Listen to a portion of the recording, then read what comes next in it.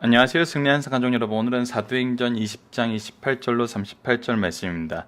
고별설교의 마지막 부분으로 사도행전 파트 2의 26번째 강좌로 여러분을 주와 그 은혜의 말씀에 부탁합니다라는 제목의 말씀입니다. 승리한 삶은 말씀 중심 예배 중심의 성경 전문 교사를 양육하기 위해서 만들어진 성경 공부 교재입니다. 승리한 삶은 2016년 7월 현재 사도행전 20장에서 28장 말씀을 살펴보고 있고요. 반행이신 박유일 목사님의 구속사로 조망한 성경 연속 강해집 사도행전 상권의 내용으로 편집이 되어 있습니다. 우리가 전체 구조를 항상 살펴보는 것은 말씀의 흐름을 보는 것입니다. 하나님께서 베드로를 통해서 하신 일, 바울을 통해서 하신 일, 그리고 이 교회를 세우시고 우리에게 말씀의 사역을 허락하시면서 미리 준비하시고 함께 일하시고 결과를 이루시는 하나님, 그 안에서 세워지는 교회의 생명력, 심장과 같이 모이고 흩어지는 모습, 그리고 그 안에서 우리가 갖게 되는 영성, 하나님을 향한 기준, 하나님의 뜻을 따르는 모습, 그 안에서 말씀을 전하는 자와 듣는 자가 가지는 관계에 대해서 이번 주 말씀까지 쭉 이어지고 있습니다. 특히 바울의 고별 설교에서 예배석 교회에서 모여졌던 모습과 고별 설교의 모습과 앞으로 예루살렘에서 받을 고난의 모습을 통해서 우리는 이제 이 말씀 받은 자의 중심이 무엇이 있는지 이미 사도행전 1장부터 계속 확인됐던 바로 그거, 말씀의 확장, 말씀의 역사, 하나님이 원하시는 일, 하나님이 승리라고 얘기하시는 그 일이 무엇인지를 다시 한번 확인하면서 우리의 믿음의 선조들이 이것을 어떻게 따라갔는지를 보게 됩니다. 그리고 우리가 오늘 말씀에서는 굉장히 중요한 한 구절이 나오는데 이것을 우리가 어떤 자세로 누구를 의지하는 것이 이 일을 해내는 일인지 분명하게 다시 한번 소개를 해주고 있습니다. 이번 주 말씀은 목회자 성도의 관계, 영적 스승과 제자의 관계는 어떠한 관계인가 하면서 사도 바울이 예배소 장로들을, 지금 현재의 목회자 장로들을 볼 수 있는데 그것뿐만 아니라 모든 말씀을 먼저 받은 모든 성도들을 얘기하고 있습니다. 그래서 이 관계, 배우는 자와 듣는 자의 관계, 또 영적 스승이 보여주는 모습, 이 보여주는 모습 속에서 우리가 자주 나타나는 실수가 있는데 오늘 사도 바울이 얘기하는 모습이 나에게 있다는 것을 통해서 우리가 이것을 무엇하게 되냐면 자랑하게 되는 경우가 있어요. 하지만 바울의 설교는 절대적으로 여러분들이 아셔야 되는 건 뭐냐면 자랑이 아니라는 것입니다. 이 부분은 우리가 말씀을 마무리하면서 다시 한번 얘기해 보도록 하겠습니다. 우리의 삶에 이런 것이 나왔을 때, 오늘 바울이 격려하고 부탁하는 이런 모습이 나왔을 때 우리가 이것을 자랑한다는 것은, 이것을 드러내고자 하는 것은 오히려 잘못된 거란 거죠. 오늘 사도 바울은 이것을 자랑 삼아 하는 얘기가 아닙니다. 그렇다면 자랑 삼아 하는 얘기가 아니라면 무슨 의미였을까요? 이것을 한번 우리가 오늘 말씀을 통해서 여러분들이 이 강의를 나누시면서 함께 계속 머릿속에서 생각해 보시기 바랍니다. 이것은 자랑이 아닙니다. 우리의 삶에 이런 것이 있다는 것은 자랑하는 내용이 아니에요. 자랑할 수 있는 내용이 아니에요. 자, 그럼 함께 보도록 하겠습니다. 사도행전 20장 28절로 38절 말씀입니다. 여러분 주와 그 은혜의 말씀에 부탁합니다. 자, 어제 모든 겸손과 수고로 목숨까지 내놓지 않고 하나님의 뜻이라면, 성령의 이끄시라면 순종하면서 나아가는 바울의 모습을 봤어요. 이어서 계속 얘기하고 있습니다. 여러분은 자기를 위하여, 분명하게 얘기합니다. 여러분은 누구를 위하여? 우선 자기를 위하여, 또 온 양떼를 위하여 무엇하라? 상가라는 것입니다. 우리의 삶이 항상 이 상가라는 부분에 중점이 있습니다. 이것은 무엇이냐면 죄를 멀리하라는 겁니다. 항상 성경에서 바른 모습을 할 때 두 가지를 나타냅니다. 하나님을 경외하고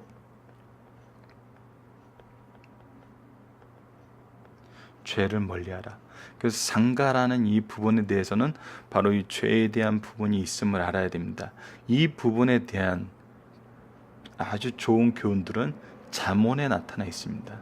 잠언은 하나님의 기준으로 우리가 상가해야 되는 것들을 굉장히 잘 설명해 주고 있고, 이를 통해서 하나님의 기준을 발견하게 해줘요. 자, 그래서 이 상가라는 것은 죄를 멀리하는 것임을 우리가 기억하고, 성령이 그들 가운데 여러분을 감독자로 삼고, 누가 여러분들을 감독자로 삼았다는 거예요? 누가? 내가 잘해서, 내가 능력이 있어서, 내가 리더와 호흡이 잘 맞아서, 어떤 다른 이유가 있어서, 인간적인 여러 가지 환경이 있어서가 아니라 누가 세우셨다? 성령이 세우셨다는 거예요. 누구 가운데? 그들 가운데 여러분을 감독자로 삼고, 그래서 그들 가운데 세우셨다는 거예요. 현대교회에서 굉장히 어려운 부분이긴 하지만, 이것을 우리가 우리가 임직하는 것이 하나님의 부르심으로 안다 그러면은 이 부분이 굉장히 중요합니다. 그들 가운데 여러분을 감독자로 삼고 하나님이 자기 피로 사신 교회. 교회는 어떤 곳이에요? 우리가 세운 곳이 아니에요. 우리가 주인 되는 곳이 아니에요.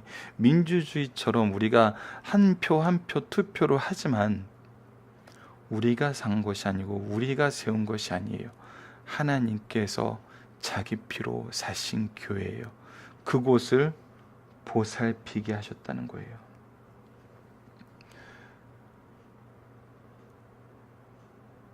이것이 굉장히 중요하다는 겁니다. 나를 임직자로 세우신 것은 지금 현재 내가 소속된 이 교회를 보살피게 하셨다는 거예요. 이 교회의 주인은, 이 교회를 세우신 분은 누구시라고요?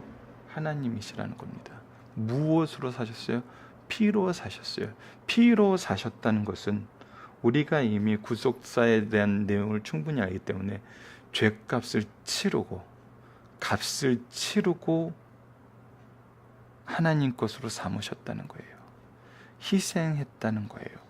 모든 것을 깨끗하게 정산했다는 거예요. 그런데 보살피게 하는 목적이 있는데, 그것이 무엇이냐면, 내가 떠난 후에 사나운 이리가 여러분 가운데 들어와서 그 양떼를 아끼지 아니하며. 사나운 이리는 무엇이 다르나요? 성령이 세우시지 않으셨어요. 스스로 섰어요. 그리고 그들은 보살피지 않아요. 오히려 착취하고 잡아먹어서 자기 배를 불릴 뿐이에요.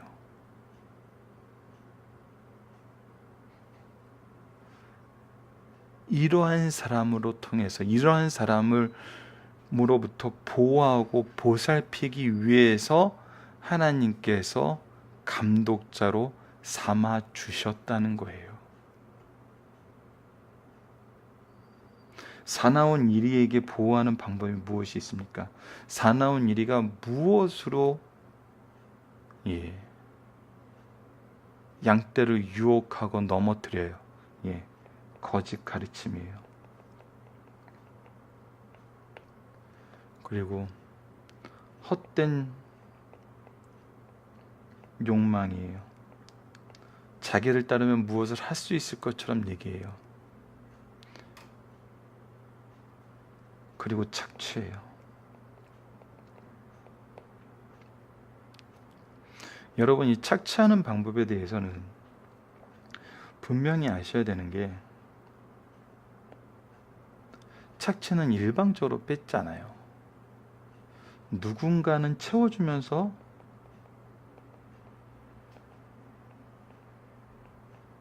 뺏어요. 이것이 현대사회에서도 나타나는 피라미드의 이 전형적인 모습이에요. 피라미드는 자기만 혼자 같잖아요. 누군가를 채워주면서 같이 뺏는 사람이 되게 만들어요. 이게 현대에서의 착취의 모습이거든요. 그래서 누군가 열성을 가지고 이 일에 동참해야 왜 내가 얻는 게 있거든요. 그런 거를 통해 헛된 욕망을 부어줘요. 당신들도 얻을 수 있다고. 어떻게 하라고? 다른 사람과 착취하라고. 착취하는 방법을 가르치면서 착취를 해요.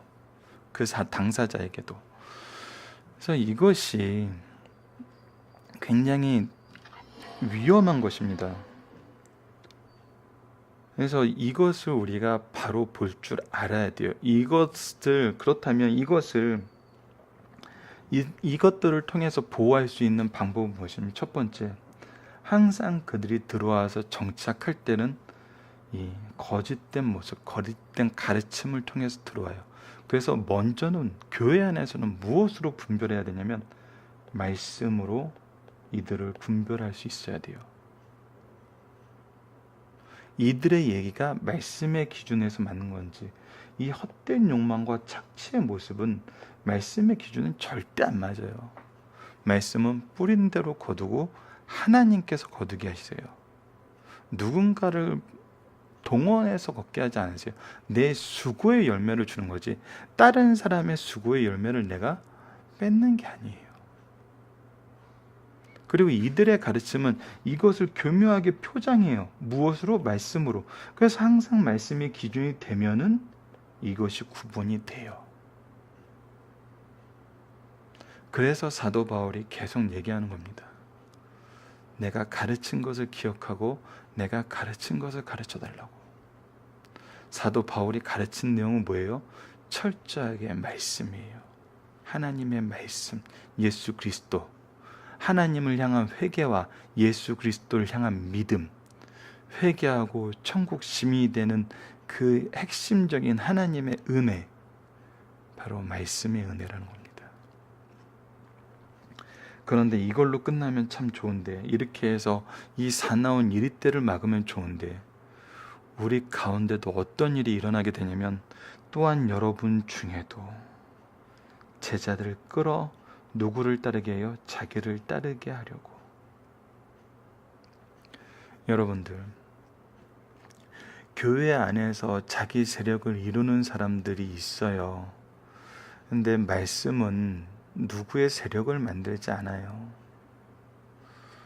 이 부분에 대해서는 다른 성경에서도 잘 나타내겠지만, 나는 베드로파다, 바울파다, 예수파다, 아볼로파다 이렇게 싸우는 거는 어떤 것에 의한 거냐면 어그러진 말에 의한 거예요. 어그러진 말의 대표적인 것이 무엇이냐면 자기를 자랑하는 거예요. 자기 자랑이 나타나면은 자기를 따르는 자들이 생겨요. 근데 이것은 잘못됐다는 거예요. 그래서 무엇이 가장 잘못됐냐면 바로 이 어그러진 말이 잘못됐다는 거예요. 무엇을 하는 거냐면 성경을 잘못 해석하고 잘못 적용하고, 이것을 통해서 자기를 자랑하게 되는 거거든요. 그래서 이것을 주의하는 방법에 대해서, 이 두 가지를 이기는 방법에 대해서 분명히 소개하고 있습니다. 그러므로 여러분은 일어나 일깨어, 항상 일깨어 있어야 돼요. 무엇을 일깨어야 돼요? 말씀이, 내가 3년이나 밤낮으로 쉬지 않고 눈물로 각 사람을 훈계하던 것을 기억하라. 자, 여러분들,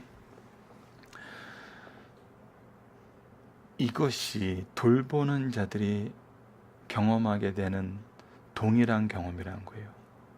내가 말씀만 열심히 전할 때 무엇이 항상 따르냐면 눈물이 따라요. 왜? 잘 안 받아들이거든요. 이것을 거부하거든요. 그러나 그 영혼을 사랑하는 마음에 눈물을 흘리면서도 쉬지 않고 밤낮으로 이 말씀을 반복해서 계속적으로 공급해 주는 거예요. 이거는 세상적인 방법으로는 굉장히 미련한 것입니다. 쓸모 없어 보이는 거예요. 허무해 보이는 거예요. 그러나 이것이 무슨 방법이라고요? 하나님이 주신 방법이란 겁니다. 하나님의 방법이란 거예요. 우리가 자녀들에게, 제자들에게 아이들이 이걸 싫어하고 이것을 잘 받아들이지도 않고 이 말씀의 기초로 봤을 때는 너무나 절망적인 상황 같지만 우리가 쉬지 않고 밤낮으로 눈물로 기도하며 이거에 대한 교훈을 주는 겁니다. 이것이 바울이 해왔던 모습이에요. 이것이 왜 바울이 지켜왔던 모습이냐는 거예요. 왜 이 모습을 지켰냐는 거예요. 바로 하나님의 방법이고 하나님의 뜻이기 때문입니다. 그래서 이제 여러분들이 감독자가 된 것은, 이 부분에서 이제 다시 한번 살펴보도록 하겠습니다. 여러분들이 감독자가 된 것은 보살피게 한 거예요. 그래서 이렇게 얘기할 수 있어요. 이제 여러분들에게 다시 한번 부탁합니다. 예배소 교인들을 잘 돌봐주시고 아시아에 있는 교회들을 잘 돌봐주세요. 이렇게 얘기할 수 있는데, 자 32절을 봅시다. 지금 내가 여러분을 주와 및 그 은혜의 말씀에 부탁하노니, 여러분들이 이 일을 할 수 있는 것은 오직 주님을 의지하고 그 은혜의 말씀에 있을 때입니다. 그래서 내가 여러분들에게 부탁하는 것이 아니라 여러분을 주와 그 은혜의 말씀에 부탁합니다라고 얘기하고 있는 거예요. 다시 한번 말해서 이것을 이룰 수 있는 것은 나의 능력이 아니고 주의 뜻과 그 말씀에 의지했을 때 그 말씀 속에서 우리에게 주셨던 언약을 통해서 하나님께서 공급하심에 따라, 하나님께서 함께 일하심에 따라, 하나님께서 결과를 이끄심에 따라 일어날 수 있는 거지, 우리의 일이 아니라는 거예요. 우리가 할 수 있는 일이 아니라는 거예요. 우리로 하게 하신 일이고 우리를 통해서 하신 일이라는 거예요. 그 말씀이 여러분을 능히 든든히 세우사, 이 말씀이 우리를 능히 든든히 세우고 거룩하게 하심을 입은 모든 자 가운데서 기업을 있게 하시리이다. 이것이 말씀의 특징입니다. 이것이 말씀의 능력이에요. 자, 강의 집에 나타나 있는 내용을 박효일 목사님이 적어 놓으신 내용을 잠시 그대로 읽어드리도록 하겠습니다. 이 말씀은 이런 것이다. 첫 번째, 은혜의 말씀이다. 주님 자신의 뜻을 성령의 감동으로 나타내신 것이 말씀 성경이다. 그것을 은혜의 말씀이라 한 이유는 우리의 구원, 영생을 위한 말씀이요 믿음의 말씀이기 때문이다. 두 번째, 우리를 든든히 세우는 말씀이다. 든든히 세운다는 것은 집을 세운다는 뜻이나 구원에 이르는 확신과 자립적 신앙을 뜻한다. 하나님의 말씀만이 우리를 구원에 이르게 하는 가장 바르고 유효한 믿음을 준다. 세 번째, 기업을 있게 하는 말씀이다. 여기서 기업이란 유업이란 뜻으로 영생의 축복과 상금을 뜻한다. 성경은 영생을 가르치고 있다. 자, 여러분, 말씀이 아니고서는 이러한 일이 일어날 수 없습니다.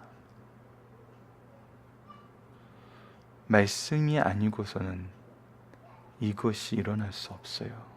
그래서 철저하게 말씀 안에 깨어 있으라는 말을 장로들에게 남기고 이 말씀을 의지해야 함을 얘기하고 있습니다. 자, 32절을 기준으로 전반부는 영적인 부분에서 신앙적인 부분의 모습을 보여주고 있어요. 자, 이제 장로들에게 생활적인 모습에 대한 부분을 얘기해주고 있습니다. 이거는 굉장히 윤리적으로 중요한 부분이에요. 우리 리더가, 우리 부모가 자녀들에게 항상 보여줘야 되는 모습이에요. 자, 봅시다. 33절부터입니다. 내가 아무의 은이나 금이나 의복을 탐하지 아니하였고, 첫 번째 가져야 되는 건 탐심이 없어야 된다고 합니다.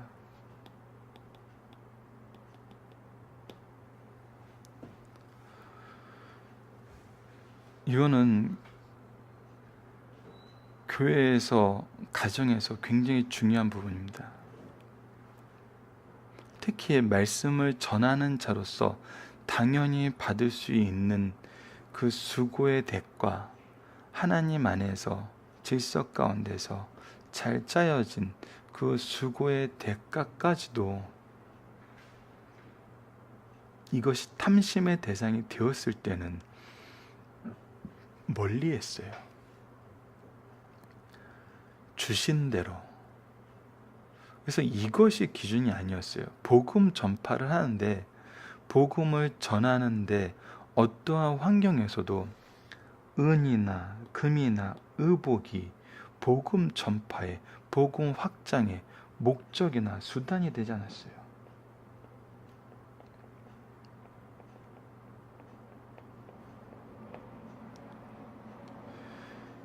여러분들, 왜 분명히 우리가 봐야 되는 거, 이 부분이 아까 그 앞부분에서 나왔던 자랑과 연결되는 부분입니다. 자, 우리에게 탐심이 없다는 거 자랑이 될 수 있어요. 예, 자랑이죠. 다른 사람들이 할 수 없는 부분이에요. 그러나 이것은 바울의 자랑이 아니라는 거예요. 이것이 자랑이 아니라는 것은 32절을 기준으로 넘어가 버렸네요. 참 죄송합니다. 32절을 기준으로 우리가 받게 되는 은사를 얘기해 주고 있어요. 말씀의 은사 가운데, 주 예수의 은사 가운데 있으면은 우리가 이 탐심에 잡히지 않아요. 탐심이라는 것은 우리가 부족할 때 더 크게 느껴요. 부족함을 느낄 때 더 크게 느껴요. 그런데 하나님께서는 무엇을 하세요? 미리 준비하신 것을 주세요.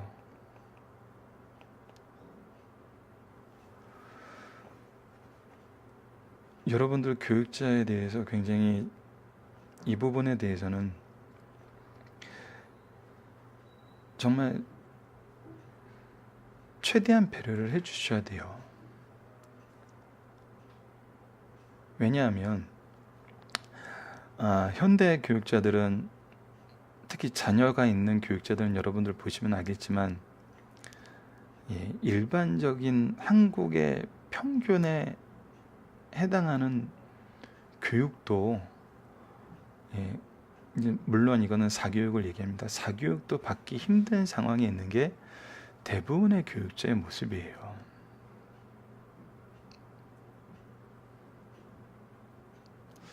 근데 교육자가, 특히 교회가 이제 풀타임 잡으로 다른 일을 할 수 없는, 정말 수고를 아끼지 않는 교육자라면, 교회를 치료하시는 분들, 이 부분을 감독하시는 분들은 합당한 수고의 결과를 교회가 할 수 있으면 해주셔야 돼요.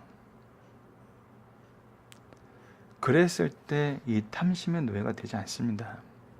이것은 또한 우리가 무엇으로 봐야 되냐면, 여러분들을 통해서 그분들의 부족함을 채우게 하시려는 하나님의 계획이 있는 거예요. 그래서 이것을 아까워하시면 안 돼요. 이것을 가지고 막 이렇게 재시고 그시면 안 돼요. 중요한 것은, 그러나 또 말씀을 전하시는 분들도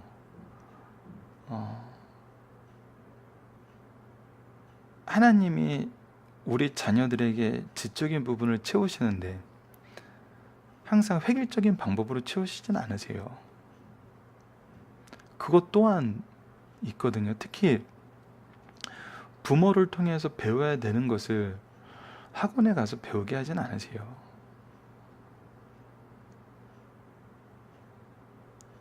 이것이 정말 은혜 가운데서 협력하여 선을 이루는 모습으로 나타나지 않으면은 이 탐심의 노예가 됩니다.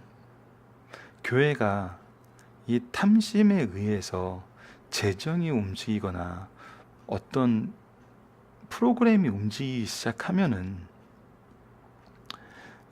이것은 참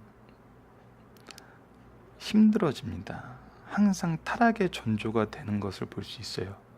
그래서 여러분들, 이 사도 바울의 얘기를 분명히 탐하지 않습니다. 이 탐심이 우선 없어야 돼요. 여러분이 아는 바와 같이, 그래서 사도 바울이 보여준 모습 뭐냐면, 그리고 하나님께서 사도 바울을 통해서 사도 바울에게 공급해줬던 방법은 뭐냐면, 여러분이 아는 바와 같이 이 손으로 나와 내 동행에 쓰는 것을 충당하여 범사에 여러분의 모범을 보여준 바와 같이 수고하여 약한 사람을 돕고. 자, 이것입니다. 수고의 목적이 뭐였냐는 거예요. 수고의 목적이 무엇이었을 때 하나님이 채워주셨냐는 거예요. 수고의 목적이 나의 탐심이 아니었어요. 내 동행에 쓰는 것, 이 동행이 지금 뭐에 힘쓰고 있어요? 복음에 힘쓰고 있어요. 다른 게 없어요. 내 동행은 지금 복음에 힘쓰고 있고, 그들의 필요한 것이 있을 때는 하나님께서 수고를 통해서 채워주셨다는 거예요. 그리고 이 수고는 누구를 돕고 있어요? 약한 사람을 돕고 있어요. 이랬을 때 채워주세요. 쓸 바를 주세요. 근데 이 쓸 바를 주시는 원리가 주 예수께서 친히 말씀하신 바 주는 것이 받는 것보다 복이 있다 하심을 기억하라. 자, 여러분들, 준다는 것은 누군가가 채워주는 거예요.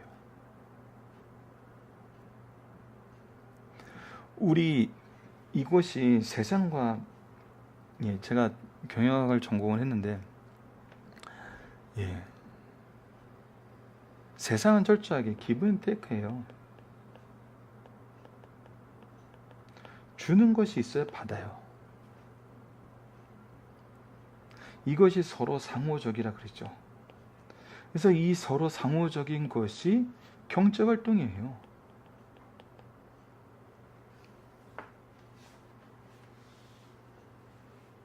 그래서 이 상호적인 것이기 때문에 항상 사람들이 효율적이라고 얘기하는 게 뭐예요? 적게 주고 많이 받기.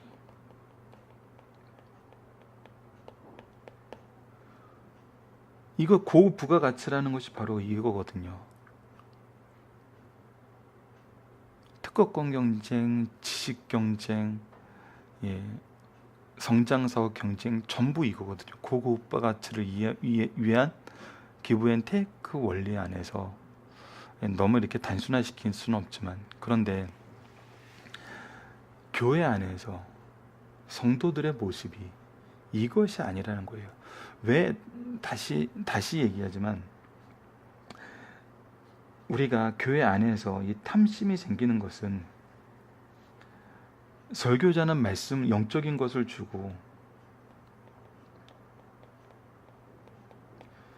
성도들은 육적인 것을 공급해야 된다. 이 기브 앤 테이크 방식이거든요. 근데 성경은 이것이 아니라는 거예요. 이것이. 물론 겉으로 보여주는 모습은 그래요.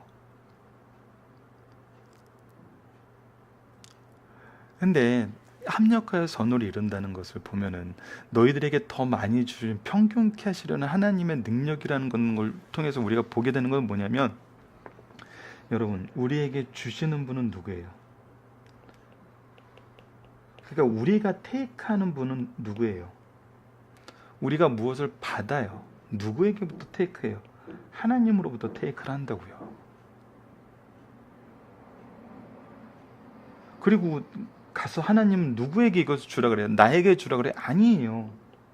하나님은 나에게 맡겨진 영혼들에게 주라는 거예요.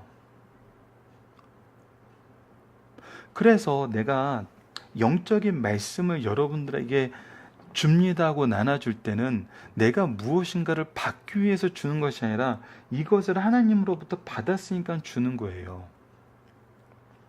내가 육적인 것을, 이 영적인 것을 주는 사람들에게 채워주는 것은 내가 영적인 것을 받았으니까 주는 게 아니라 하나님께서 나에게 육적인 것을, 물질적인 것을 더 주셨으니까 주는 거예요. 평균케 하여 합력하여 선을 이루게 계시는 하나님의 능력에 따라서. 그래서 성도들은 순환 구조가 아니라 일방적으로 흐르는 흐름이에요. 참, 요즘 경제인들 낙수효과 얘기 많이 하는데, 진정한 낙수효과는 세상에서는 이루어지지 않아요. 그건 다 거짓말이에요. 적게 주고 많이 받는 이런 기브앤테이크 시스템 안에 있어요. 자기네들 배를 더 불리지 절대 주지 않아요. 진정한 낙수효과는 하나님으로부터 받을 때만 이루어져요. 하나님이 주세요. 그리고 하나님이 부족한 자에게 이것을 채우라고 주세요. 그 부족한 사람의 대표가 누구예요? 복음을 위해 수고하는 사람, 가난한 사람이에요. 약한 사람이에요. 그래서 이것은 자랑이 아니에요. 이것은 어떤 이 기브앤테이크가 아니에요. 하나님께서 더 주신 걸 나누는 거예요. 여기에 있을 때 탐심이 없어요. 하나님이 주시는 것을 나누는데 어떻게 탐심이 있어요? 그리고 사도 바울을 통해서 우리가 분명히 보는 것은 무엇이냐면 달란트 비유입니다. 사도 바울에게는 말씀의 달란트를 주셨어요. 그런데 그가 하나님 뜻대로 수고하자 무슨 달란트까지 주셨어요? 경제적인 달란트까지 주셨어요. 기능적인 달란트까지 주셨어요. 적게 받은 자는 적게 걷고 많이 받은 자는 많이 받게 하시는 하나님의 능력이에요. 그래서 우리가 꿈꿔야 되는 달란트는 우리가 바로 사용했을 때, 하나님 뜻대로 일했을 때 하나님께서 더 주시는 거거든요. 이것을 기억해야 된다는 거예요. 이 원리를 우리가 기억하지 못하면은 우리는 탐심의 노예가 됩니다. 탐심에서 절대 벗어날 수 없어요.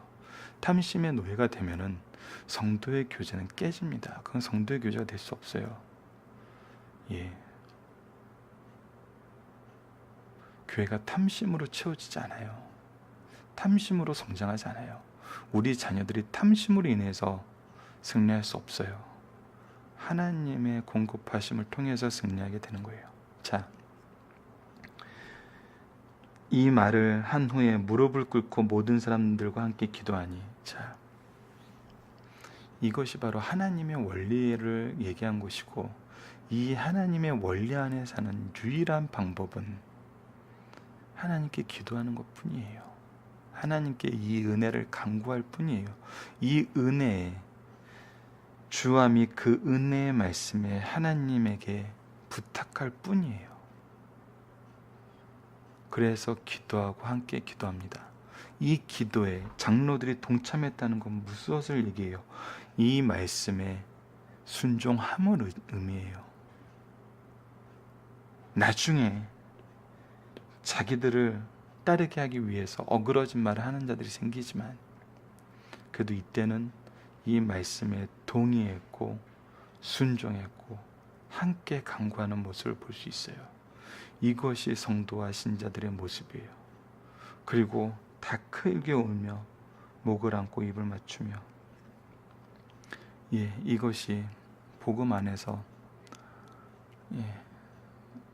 복음의 통로가 되었던 사람과 그 복음을 통로를 통해서 말씀의 은혜를 누린 사람들의 모습입니다.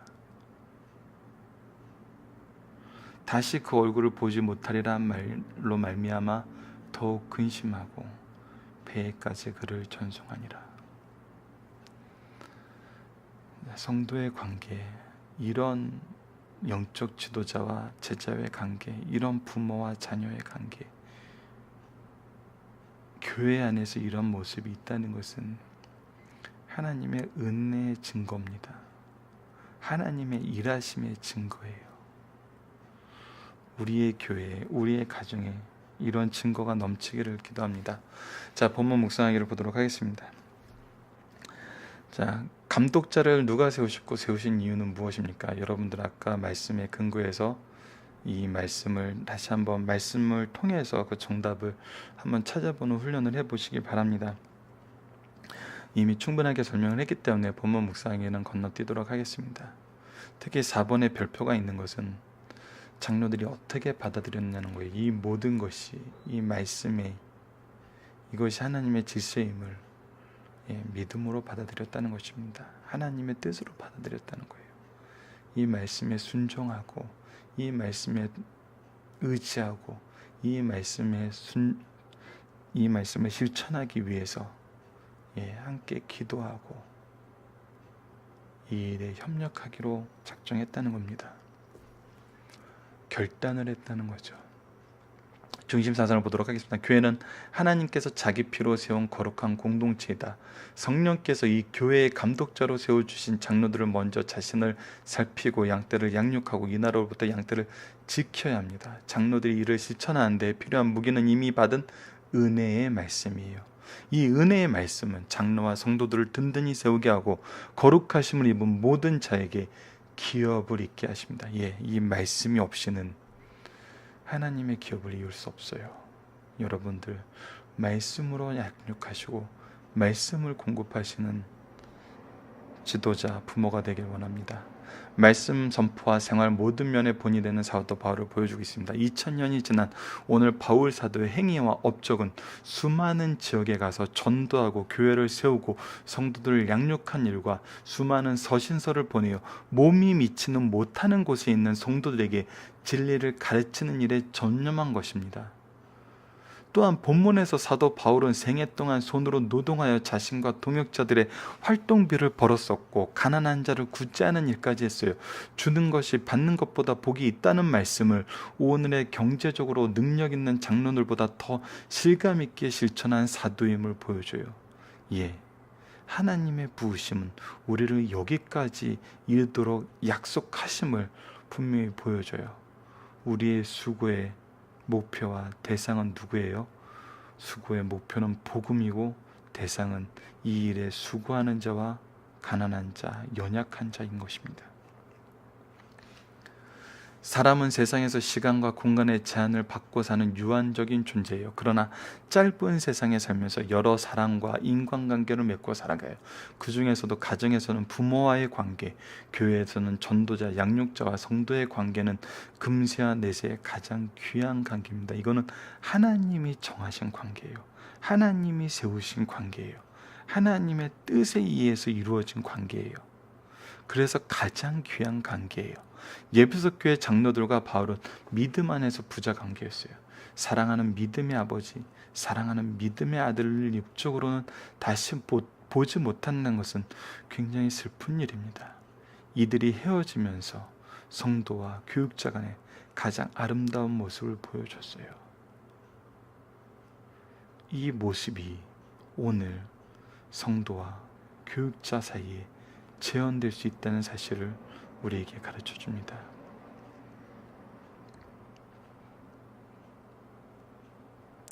살펴보기 정답 여러분들 카페를 통해서 6개나 있으니까 꼭 확인해 주시고요. 적용하기 문제를 보도록 하겠습니다. 교회 지도자와 가정의 영적 가정이 가져야 하는 기준은 무엇입니까? 가장 경계해야 될 것은 무엇입니까? 기준은 복음, 말씀입니다. 경계해야 되는 건 탐심입니다. 매우 단순하지만 굉장히 힘든 것입니다. 이것을 잘 지켜야 돼요.